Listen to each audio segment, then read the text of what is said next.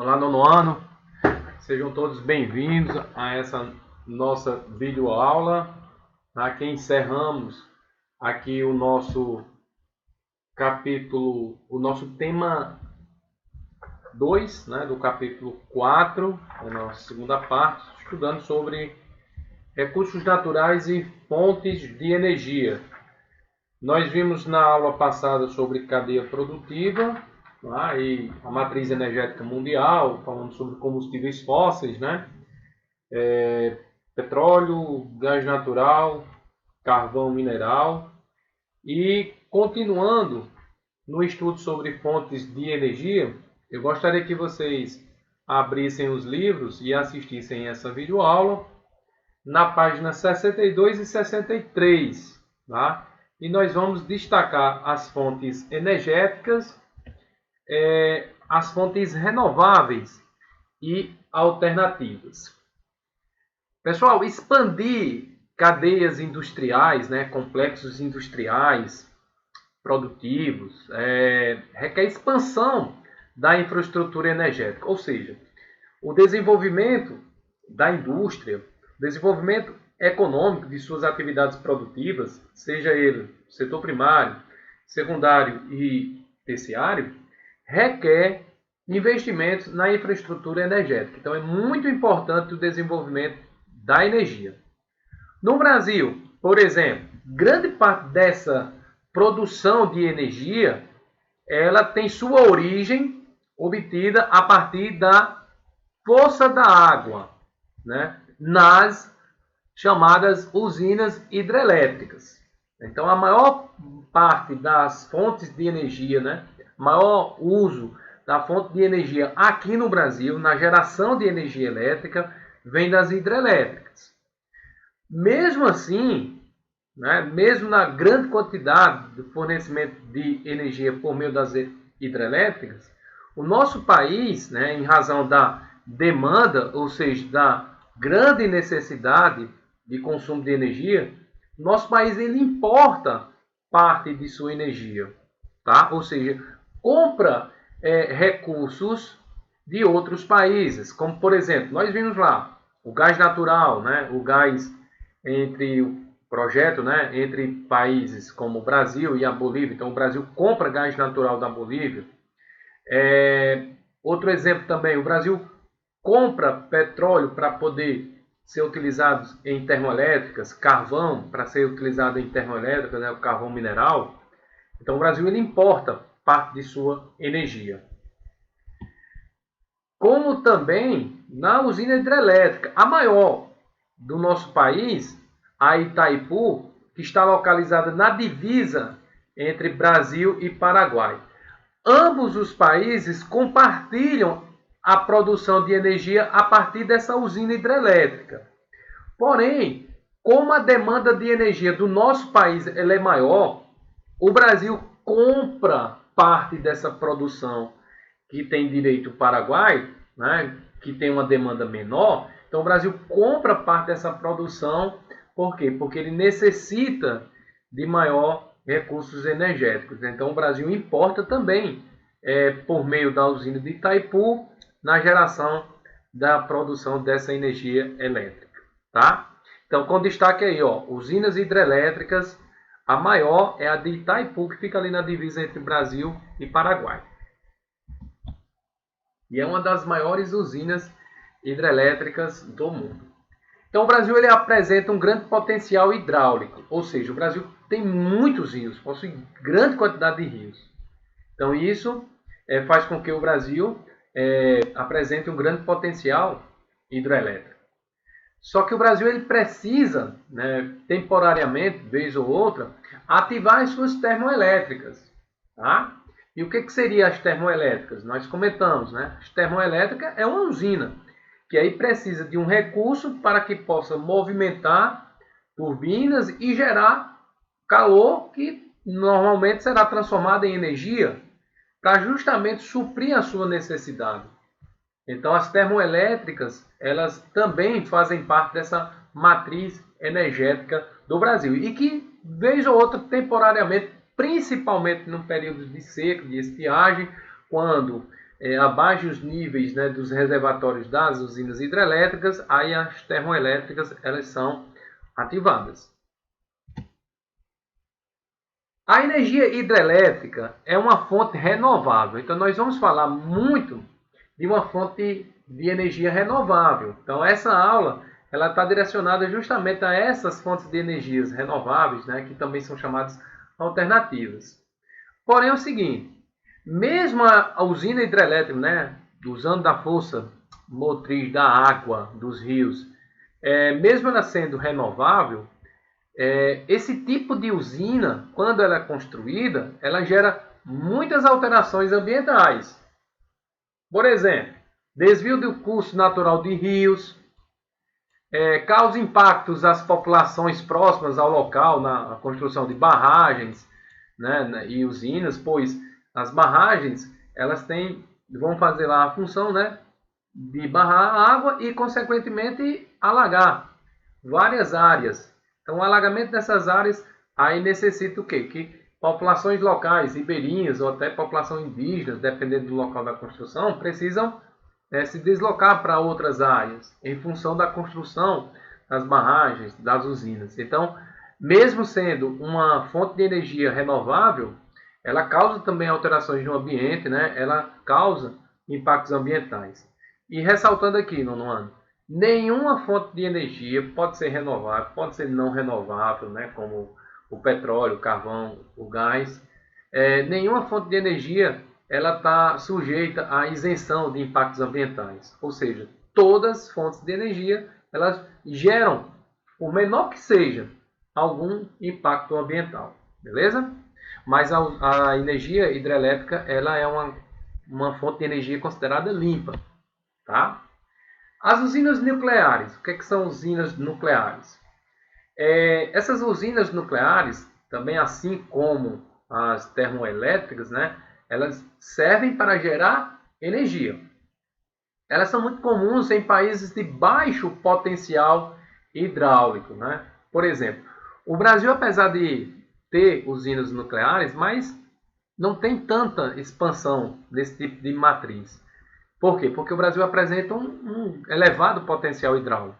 Nos países que têm um baixo potencial hidráulico, aí ela é muito utilizada, principalmente países europeus. Agora ela tem um risco bastante, né, na questão de acidente nuclear. E aí pode gerar um grande impacto quando ocorre, apesar de ser raros, né, esses acidentes nucleares, mas quando ocorre é muito perigoso. As usinas nucleares, como funciona? Como é o procedimento? O material nuclear, ou seja, pega-se um material da natureza, o urânio, né? Ele é enriquecido em reatores. Né? Ele é usado para esquentar água em seus tanques. E isso vai gerar vapor.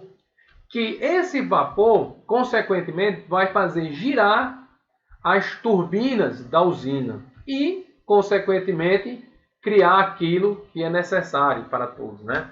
Criar energia elétrica. Então é muito importante destacar aqui, ó, esse mineral, o urânio, que é encontrado na natureza. Então o urânio ele é enriquecido e aí ele gera uma grande quantidade de energia, né? A partir da sua quebra, né? Do material nuclear, na quebra do núcleo desse minério, né? Do urânio.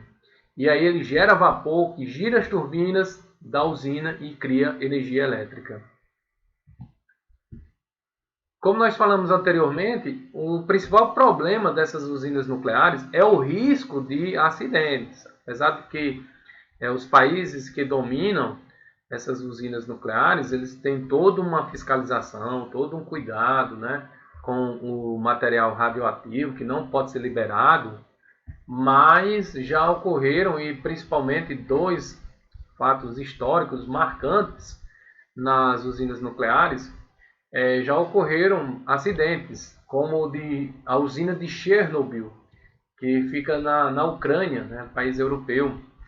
Esse acidente aconteceu em 1986 e ainda hoje a área ela é toda desabitada. Por quê? Porque ainda tem material radioativo, né, desde 1986, e aí causa muitos problemas à saúde das pessoas.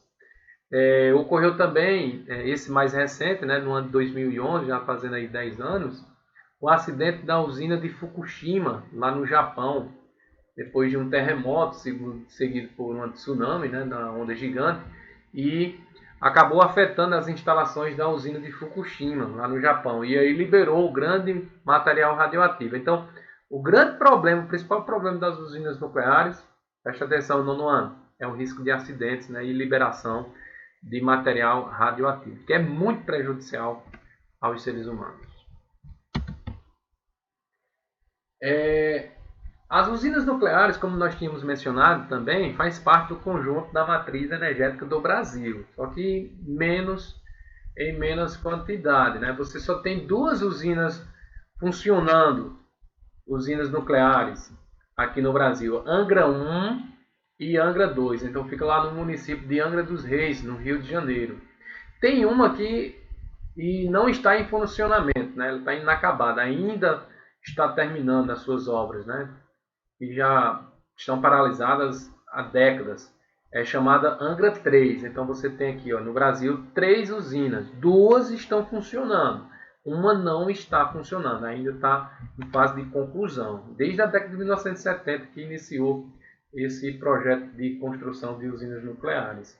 E essas usinas, elas fornecem energia principalmente para o estado do Rio de Janeiro. Atualmente, o que é que acontece? As demandas ambientais, os acordos firmados, né, por países, blocos econômicos, com o objetivo de encontrar formas sustentáveis de produzir energia, ou seja, formas de produzir energia sem ter tanto impacto ambiental. E nesse pensamento, né, de maior cuidado ao meio ambiente, duas fontes de energia sobressaem, se destacam, que é a energia solar e a energia eólica. Então vamos ver cada uma delas. Primeiro, a energia solar. Então a energia solar é uma fonte inesgotável de energia. Por quê? Porque ela depende da luz do sol. Ela é captada por placas de absorção de luz solar, que nós chamamos de placas fotovoltaicas. Essas placas fotovoltaicas que vocês estão vendo aqui na imagem, e certamente vocês já viram essas placas, né, nos tetos aí das residências, aqui mesmo em Pombal, convertem a energia, né, a luz solar, em energia elétrica. E aí pode ser consumida na casa, na residência que tem essas placas. A produção ela é armazenada em baterias, porque está lá, né? O sol que emana a luz, né, e o calor, e essas placas vão absorvendo e vai transformar em energia elétrica e armazena em baterias. E, por sua vez, é distribuída à rede elétrica. Nas usinas heliotérmicas, como vocês observem aqui na imagem, ó, a energia solar ela movimenta turbinas e que geram uma grande capacidade de energia. Então você tem aqui, ó, uma usina heliotérmica, várias placas, né, que vai gerar energia elétrica para uma determinada região. A energia solar ela tem destaque em países como a Espanha, França, Alemanha, Arábia Saudita, China, né? Esses países ele têm investido muito em fazendas solares, que são áreas enormes, extensas áreas com milhares de painéis, e aí esses painéis eles estão lá expostos para justamente captar a energia solar e convertê-la, né, justamente em energia elétrica, porque é o objetivo, né, converter a partir dessas placas fotovoltaicas em energia elétrica. Daí lançar numa rede de distribuição, né, de fios, né, para que abasteça as casas, para que abasteça as indústrias e os comércios, né, onde você vai utilizar a energia. Então é muito importante esses países, Espanha, a França, a Alemanha, a Arábia Saudita, são países que, China, né, que estão investindo muito em fazendas solares, né, onde você instala numa grande área milhares de painéis.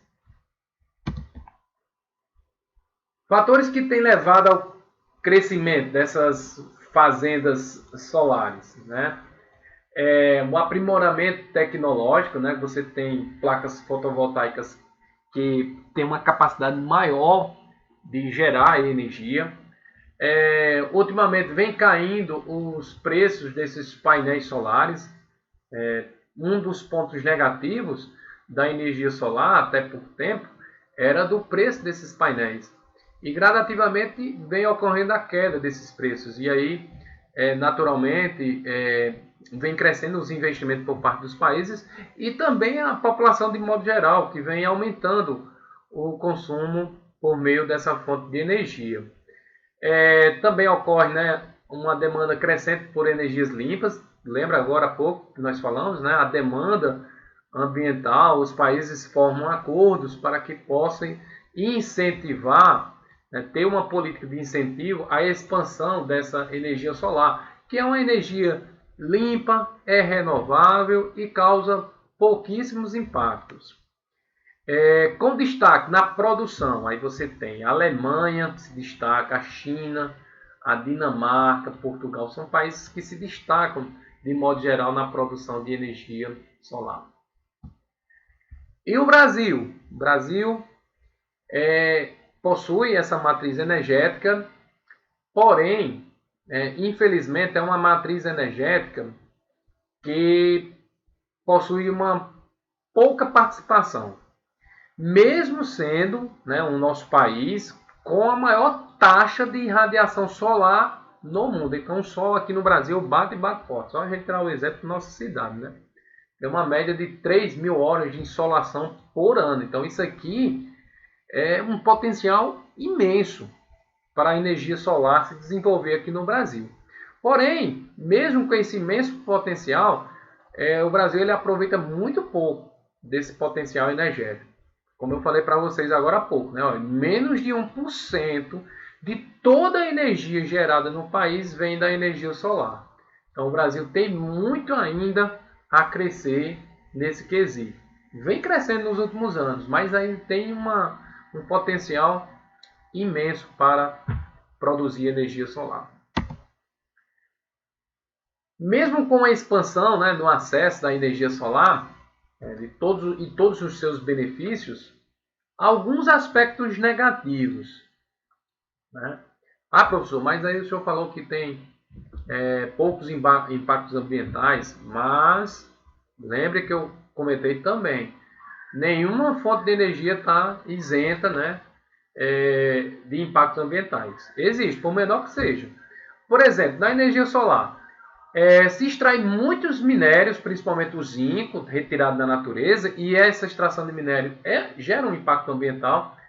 Por quê? Porque esses minérios, o zinco principalmente, ele serve para construir as placas de captação de energia, as placas fotovoltaicas. Então, na produção dessas placas, você vai ter um impacto principalmente da matéria-prima que vai originar essas placas fotovoltaicas. Então, toda fonte de energia tem um seu relativo impacto ambiental, por menor que seja. No caso da energia solar, é mínimo esse impacto, mas possui. Outra importante fonte de energia, fonte alternativa, né, nessa questão ambiental, que é uma fonte limpa, é uma fonte inesgotável, que é a fonte de energia eólica. Né? Não emite poluentes, então você não tem emissão de poluentes, como por exemplo o petróleo possui, as usinas termoelétricas. Então a energia eólica não emite nenhum tipo de poluente, é só o catavento ali, né? Que transforma a energia do vento captada por essas hélices, né? Esses cataventos aí, as hélices, que por sua vez são ligadas a geradores, e esses geradores vão transformar essa energia do vento em energia elétrica. E aí pode ser distribuída para as residências, para as indústrias, para o comércio de modo geral. A energia eólica tem como os principais consumidores os Estados Unidos, a Espanha e a Índia.